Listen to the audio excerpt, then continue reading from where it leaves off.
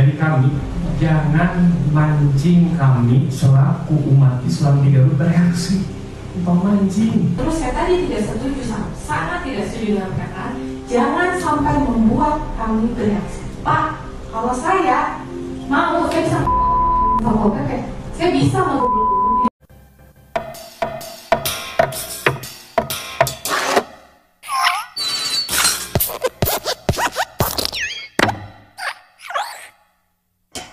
Salam teman-teman, insiden yang terjadi di Garut kemarin soal warung kopi yang digerebek oleh ormas muslim di bulan puasa ternyata berbuntut panjang setelah viral ya. Karena Wakil Bupati Garut akhirnya memanggil ormas tersebut dan Satpol PP serta polisi untuk memediasi masalah ini. Nah, informasi ini saya ketahui dari Instagramnya Wakil Bupati Garut. Langsung aja kita simak videonya. Puasa, masyarakat kita sahur.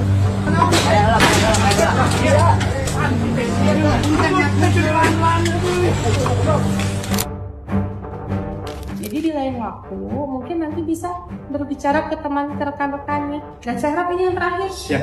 Karena cara mainnya nggak begini. Satpol PP juga cara mainnya nggak begini. Terus kalau sekarang viral, terus ke nasional, wah Garut nih memang ormasnya gini-gini.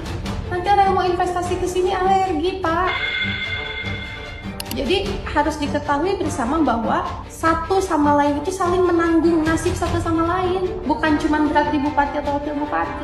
Kita sudah beredar sama permohonan maaf bahwa hal tersebut di luar dugaan kami.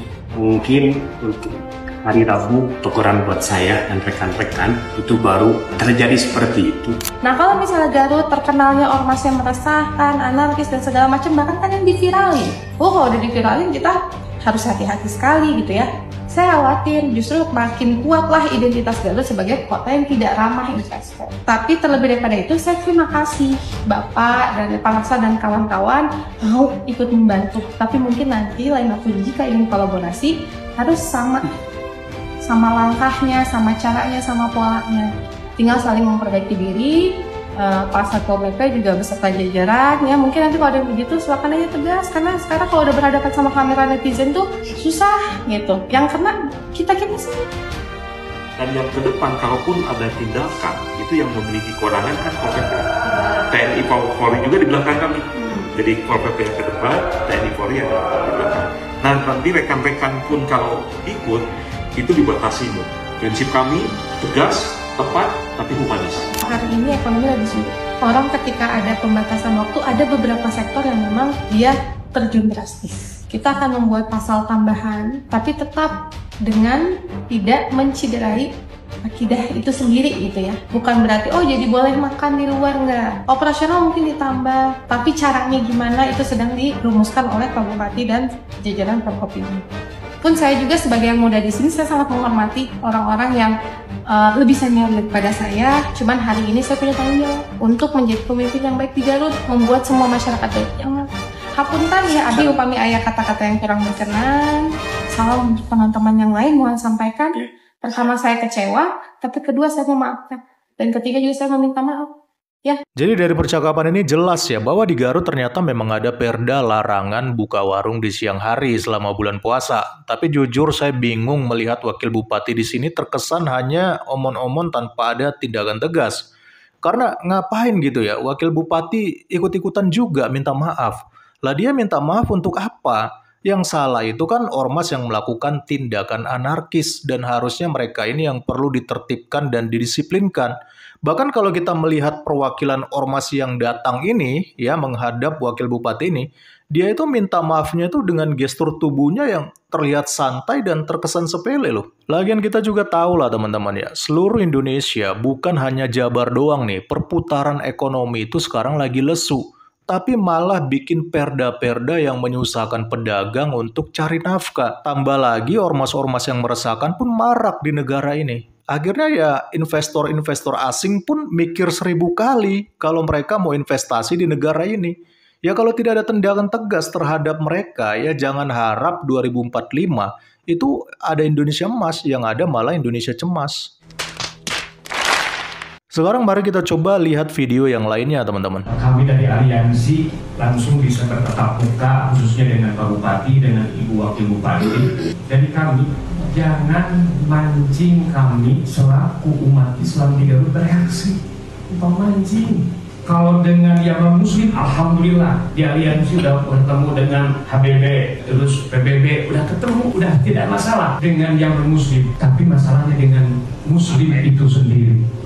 Kalau warung buka atau warung tutup, orang-orang makan, ya itu tugas kami.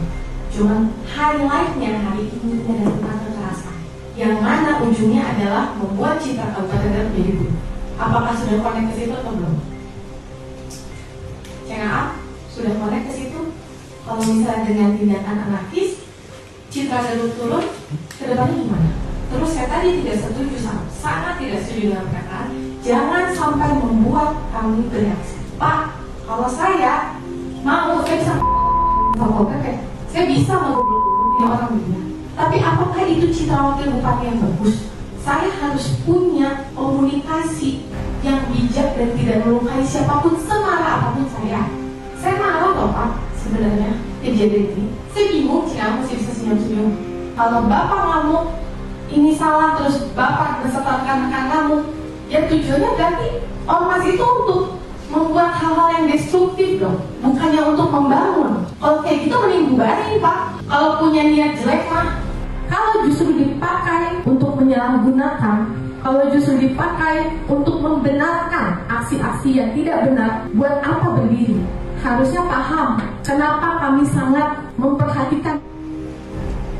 Dengan ribuan pesantren silahkan, kami tidak mengganggu, bahkan kami sejahterakan. Tapi berikan bentuk paling positif dari keberadaan pesantren di Garut ini apa? Garut kota berakhlak, Garut penuh iman.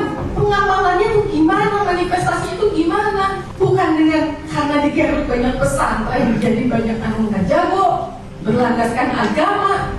Nggak gitu cara mainnya. Berikan citra yang baik, bos. Semakin banyak pesantren di Garut, semakin terdidik kita.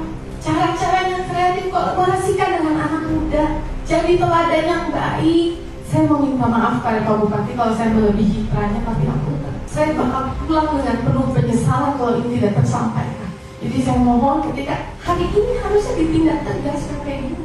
Jangan justru oke, saya apresiasi Bapak menemukan obat-obatan, apresiasi besar saya. Di lain waktu Bapak menemukan mafia, alhamdulillah. Tapi di hari ini kesalahan Bapak fatal.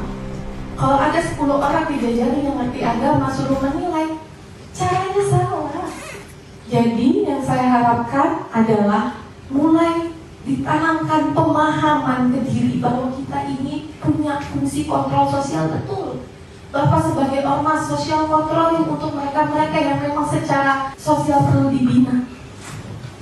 Gak bikin perubahan untuk Garut, ngapain saya di sini? Nah, kalau video yang kedua ini, Wakil Bupati mulai terlihat lebih berani ya daripada video sebelumnya. Dia sempat mengoreksi ucapan perwakilan ormas yang datang yang terkesan mengancam dengan mengatakan jangan memancing kami selaku umat Islam dari Garut ya untuk bereaksi katanya. Lah, mereka ini punya wewenang apa untuk melakukan reaksi anarkis seperti itu?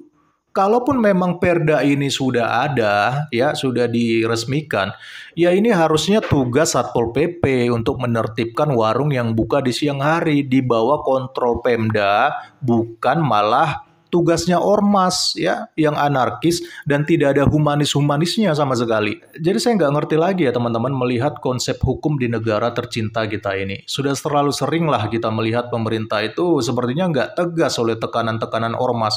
Apalagi kalau ormas itu berada di bawah payung agama mayoritas. Ya pasti selalu aja ada hal-hal yang lucu. Jadi itu tanggapan saya teman-teman. Kalau menurut kalian bagaimana? Silakan berikan opini kalian di kolom komentar. Salam kritis, Tuhan Yesus memberkati. Salam.